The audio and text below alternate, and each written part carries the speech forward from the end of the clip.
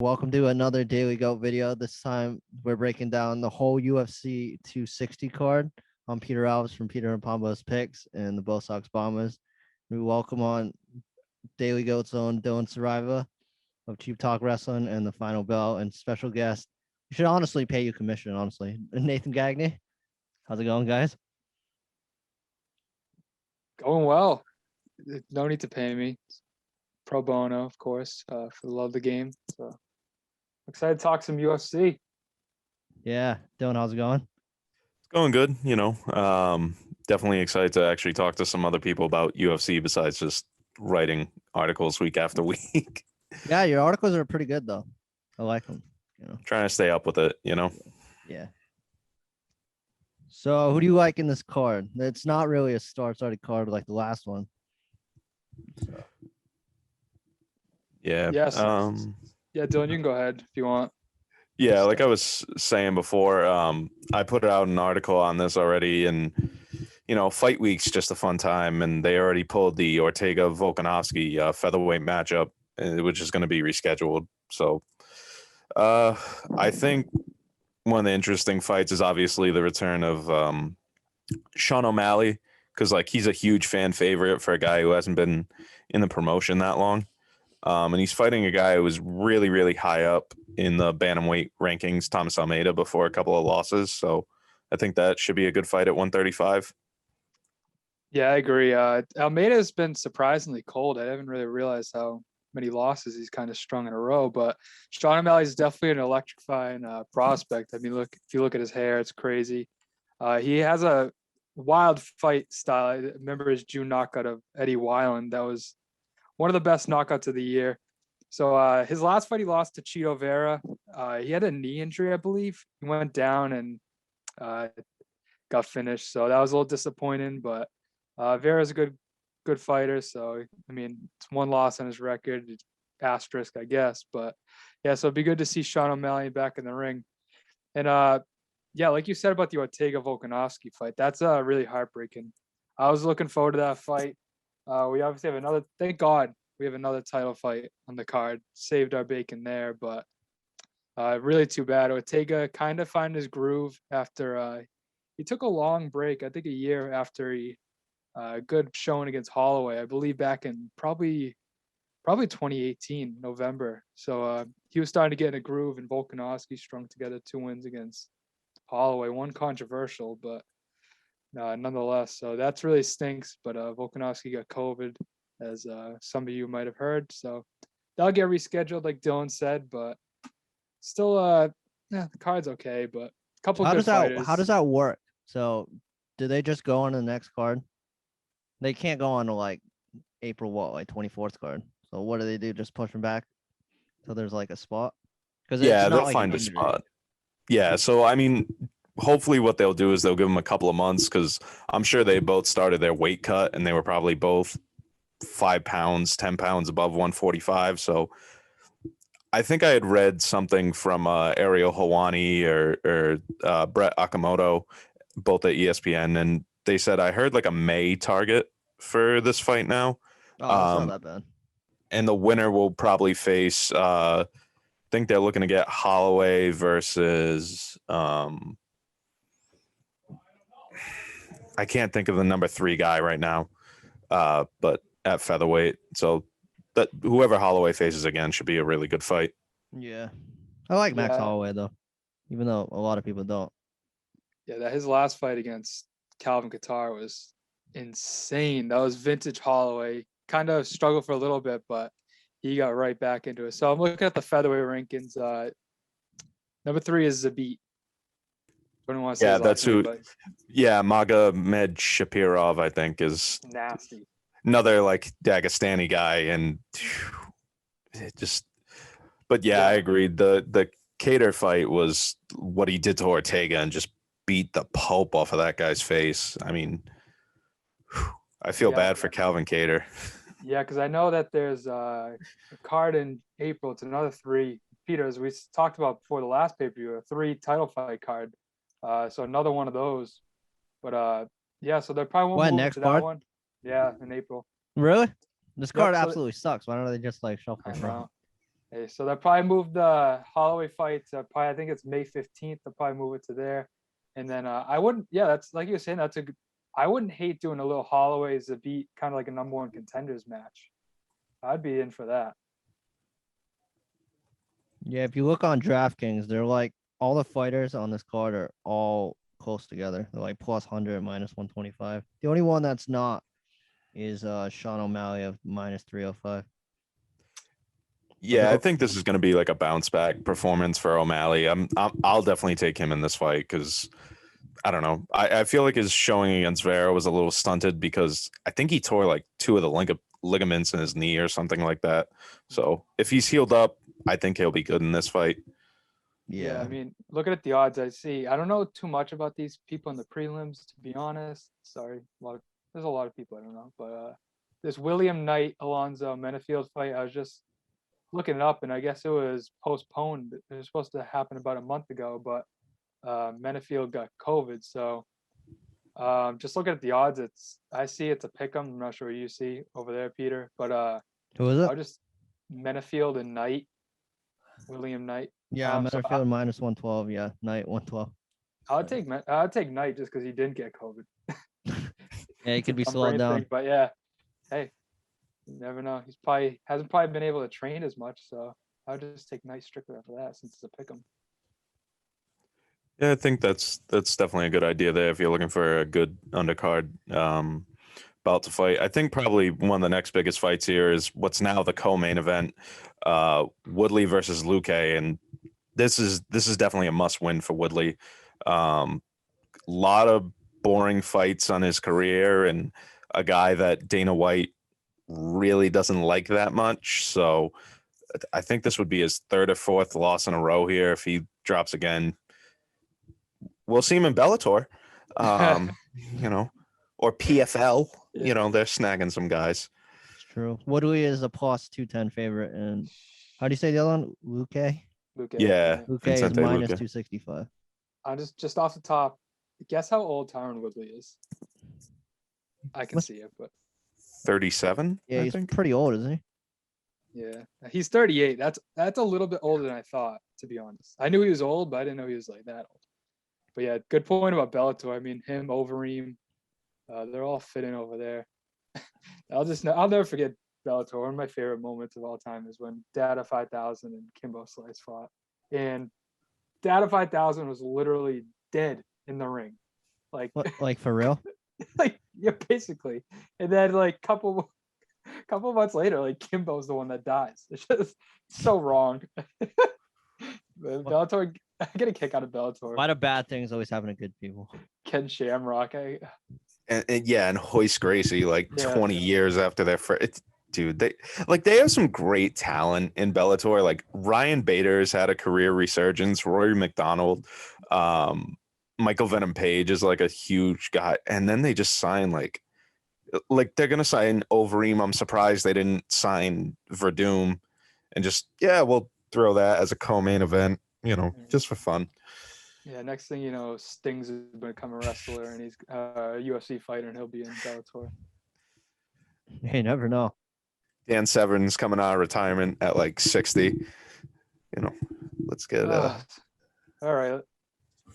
Yeah, so I mean, I like Luque in that fight, though. I think Woodley's toast. It would be his 4th straight loss. So I remember when Woodley lost me money when he lost to Usman, he was too busy like hyping up his rap album. Couldn't even bother with that fight. So yeah, he's lost to Usman, Burns, Covington, which, to be honest, that's like a legitimate run of losses. To his credit, I mean, not even to his credit, but in his defense, I guess you'd say. But I think he loses here. Luque is kind of up and coming. So yeah, just going from Volkanovski and Ortega to Woodley and Luque and a co-main that hurts. Well, that's why I was saying let's just find some backdoor streams. This is it, not to Dana White, don't come after Dana me. White's gonna kill you, no. I hope so, man. Nothing would make me happier than getting punched in the face by Dana White. No, but this is not a $60 card. Like, I agree with Nate. Like, it's some stiff competition, but like him and Dana have had odds, and like Dana has literally called him out in scrums as like a boring fighter. And so I think it's a must win for him, but I think Luque is really, really hot. So I'm gonna take Luque here as well. So what do you guys like in the main event? The Miocic. I mean, as I was saying earlier, this is Miocic and Ngannou 2 for the heavyweight title. I was wondering when their first fight was. I couldn't remember for the life of me, even though I've been watching UFC for going on 8 years. And it turns out that their first fight was actually in Boston, January of 2018. I was actually there, so that was not good for in regards to my memory. How was Scary, it? actually. Do you remember? Or? I do. I was on a little bit of a high because my guy Daniel Cormier had just beat Volkan Ozdemir right before that. Background. So, yeah, but it was actually a very boring fight. It was a 5-round snooze. Ngannou is known for his crazy knockouts and being on the standing up. And then Miocic just took him down during the whole fight and just swarmed him on the ground. So we're gonna get a 5-round snooze fest again? I think we're getting the same thing. Great. Yeah, unless like the one thing with Ngannou is if he hits you clean with any sort of power behind it, you're going to sleep. Like I think he's on a 4-fight run right now since that loss to Miocic, and I think he hasn't even spent over more than like 2 minutes in the cage. Like it's either he knocks you out or he gasses so quick. Yeah. I mean, I can see the times at 45 seconds, 26 seconds, a minute 11, 20 seconds. That was Rosenstrike. That knockout was crazy. But yeah, that Miocic loss, I'm looking at it now. It just his next fight after the Miocic loss was Derek Lewis, which is 3 rounds of. It was top 2 worst fight of all time. Oh, was that the fight where it ended in the last 5 seconds and he knocked him out? No. Was that the snooze? It was literally just a snoozer. I think he threw like 11 strikes like, in that. Joe Rogan didn't even like interview him after. Was that? Yeah, it might have been. It was so bad though. There was that one. There was another one. I forget off the top of my head. That was an all-time bad fight. Oh, Yoel Romero and Adesanya. Oh, that was bad. About a year ago. That was really Woodley bad. versus Maia was bad too. Like back in, I think it was 2017. Yeah. I think it's still the record for like the lowest amount of significant strikes landed. I think Woodley landed like 13 and Maia landed 6. Mm-hmm. Just 25 minutes. Yeah, the only fights worse than that are whenever Macy Barber fights. Hey, whoa, hey, whoa, hey. True though. Just gotta learn how to win. Hit deep. No, but So who do you like in that fight? So Miocic is plus 102 and Ngannou is minus 121. I'm probably gonna go with Ngannou, but it's so even. It's so close. I saw like about a week or 2 ago that Miocic was like plus 175. I wish I hammered that. Really? I just think it's like the first fight. I just think it's the classic like puncher, and Miocic just the guy that if he gets you on the ground, to just stay there the whole fight. And he's not even just like it's not even like he's only good on the ground. Like he can catch you. I mean, look what happened with Rockhold and a couple of those defenses early on. yeah, that's the thing. I think like the Blades knockout is like fresh on everyone's mind. Like guy went in for a takedown and Derek Lewis, like he was sleeping before he hit the ground. And like I think that's the question is in this fight is, has Ngannou learned to like keep that gas tank up, and like can he hit a power shot late in the fight if it goes deeper than the first couple of minutes? It's tough. I think I'm gonna go with Ngannou. Just like I know Stipe is arguably like the greatest heavyweight the UFC's ever had. I still lean towards Daniel Cormier personally, but that's just me. But I think if Ngannou lands, I mean, I still think back to his uppercut over Alistair Overeem, where like he literally sent that man to the shadow realm. Like Overeem had like no. That's full Pez dispenser. Yeah, his head like popped up. It was like Rock'em Sock'em Robots. It's just neck detached. But yeah, I just think like I think Ngannou's gotten better as a fighter and he's more confident in his power, and all it takes is one with him, and Miocic is going to be in a state of unconsciousness. Hey, I'll ride with Miocic. I'm fine on my own. Is that who you're going with too, Peter? Yeah, probably. It's so close though, you know.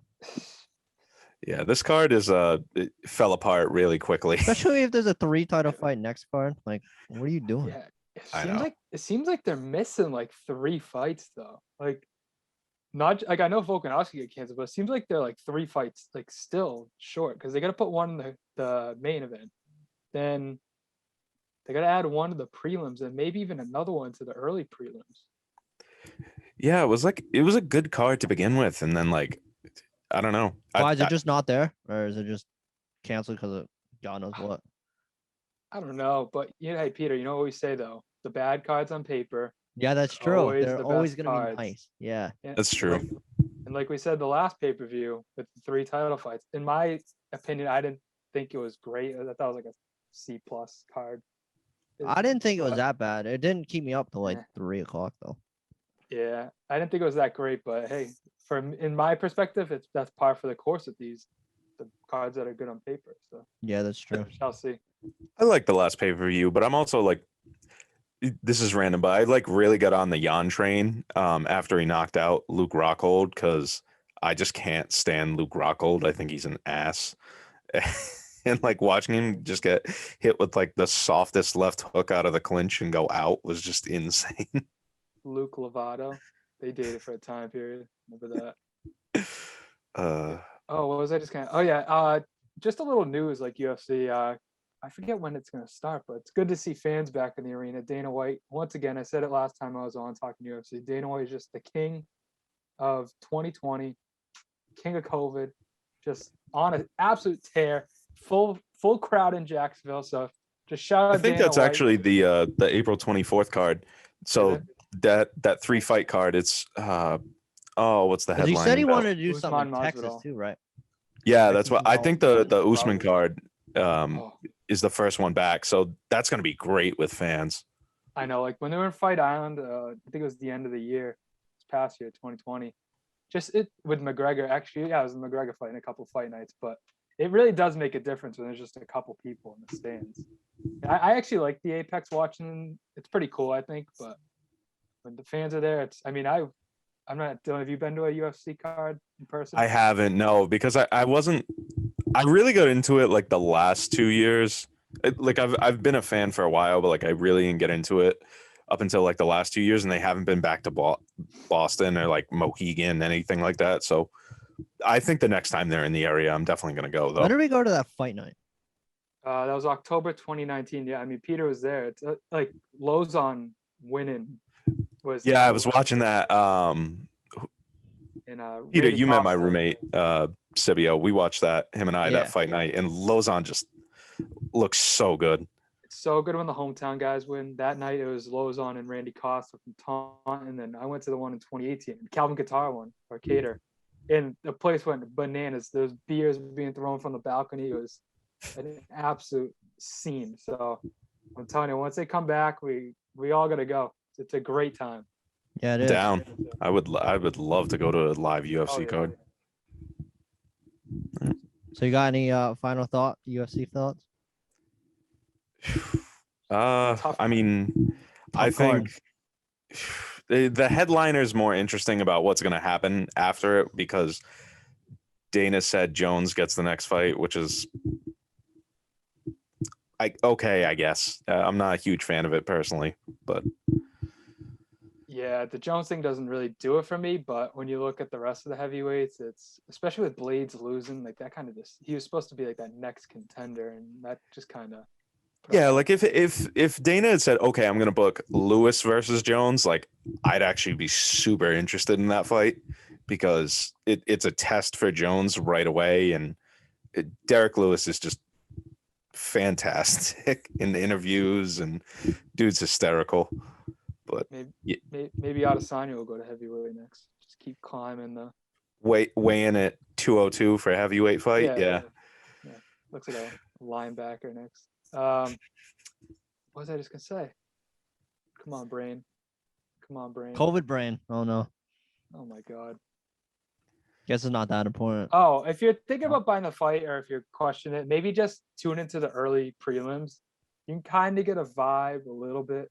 There's a couple finishes, maybe it might sway you and convince you to buy it, but that's my advice. But whatever, it's UFC. It's another fight night. Can't complain. Everything's good when UFC's on. So Oh yeah, and you know what? If you don't really feel like paying the $60, within a week and a half, it's up on ESPN Plus. So if you don't feel like spending the $60, wait a week and Or just watch it DM for- Dylan. He'll help you out.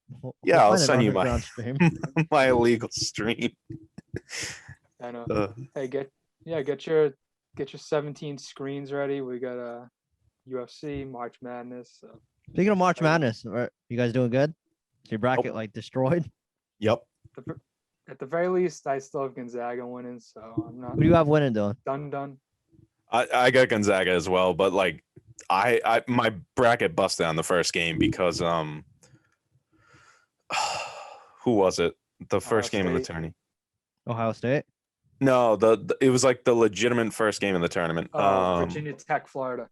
Yeah, Virginia. I had Virginia Tech, and they were like leading, and then that, and I had Colgate like in the Sweet 16 because I just thought like, wow, these guys average 85 points a game. They can keep up with Arkansas, and they were for a while. And then Toothbrushes. the toothpaste. Gotta love the toothpaste. Yeah, I had UNC going really far. That doesn't work out. I had Florida State winning though. They look pretty good. Yeah.